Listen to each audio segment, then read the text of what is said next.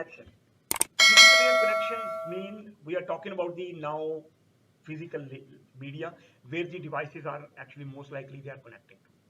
So basically you can see there is a home router, most likely you have an internet connection, you have a Ethernet switch kind of thing. So it's like, this is like a router plus switch. It has built-in, multi-purpose uh, device. So, and you can see there is a wireless as well.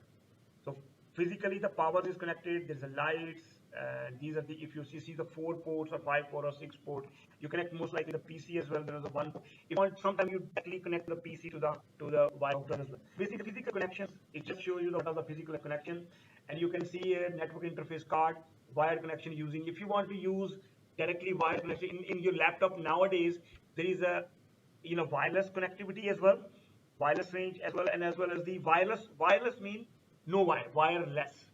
Okay, so it uses a signal. So sometime in your house, if the signals are not coming in that particular area, you might use some kind of booster which can boost the signal to particular up to a distance. Wired connection you need directly wired. Of course, wired speed is much faster. If you connect the wired or as compared to wireless, the wired speed will be much faster.